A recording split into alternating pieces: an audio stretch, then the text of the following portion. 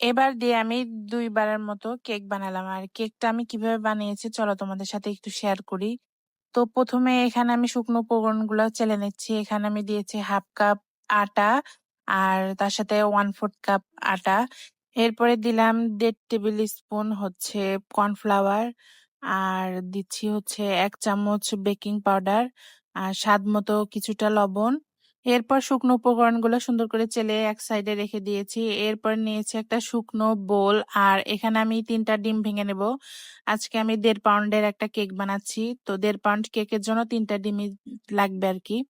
তো এখানে ডিমগুলো আমি খুব সাবধানে ভেঙে নিচ্ছি কারণ ডিমের কুসুম এই সাদা অংশের মধ্যে দেওয়া যাবে না। তো কোনোভাবে যেন কুসুমটা সাদা অংশের মধ্যে না যায় সেদিকে লক্ষ্য রাখতে হবে। এরপরে আমি কুসুমগুলাকে সুন্দর করে তুলে নিচ্ছি একটি বাটিতে।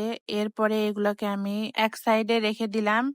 এরপরে সাদা অংশটাকে আমি ইলেকট্রিক বিটার দিয়ে বিট করব। তো আপনারা চাইলে এটা হ্যান্ড উইক্স দিয়েও করতে পারেন এই কাজটা। তবে সময় বেশি লাগবে।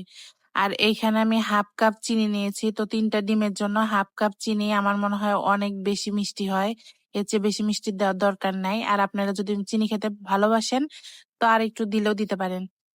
তো এরপর আমি এই যে ডিমের সাদা অংশটাকে ফর্ম করে নিচ্ছি। আর এখানে আমি চিনিটাকে ৩ বারে দিয়েছি অল্প, অল্প করে। যখন এটা গলে যাচ্ছে তখনই আমি এর মধ্যে আবার চিনি এড করছি। এভাবে আমি ৩ বার চিনি এড করেছি।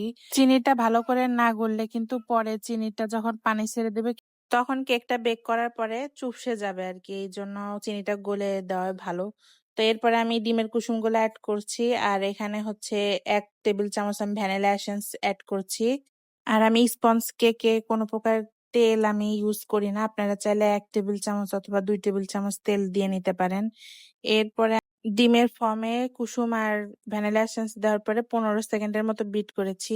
এরপরে আমি এখানে শুকনো উপকরণগুলো ধীরে, ধীরে এড করছি আর আস্তে, আস্তে এখানে আমি মিশিয়ে নিচ্ছিলাম। তো আমি এখানে স্পিড দিয়েছি এজন্য জোরে দেখাচ্ছে কিন্তু এই কাজটা অনেক আস্তে করতে হবে।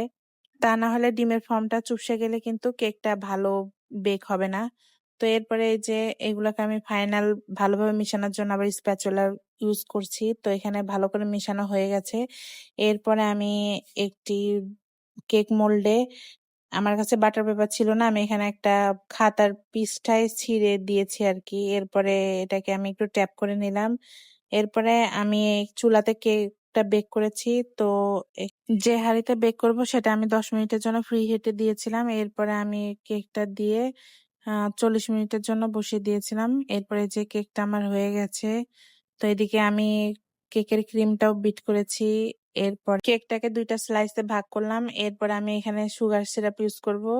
তো সুগার সিরাপটা দেওয়ার পরে আমি এখানে ক্রিম আমার পছন্দ মতো ইউজ করতেছি।